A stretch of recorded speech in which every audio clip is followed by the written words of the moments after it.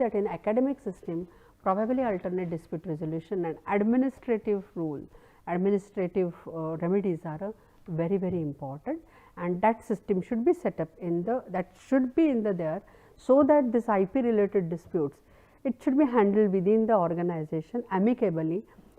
very easy to handle actually, and you can easily handle, the authorities can easily handle that issues, so that the work environment will not get affected. Because if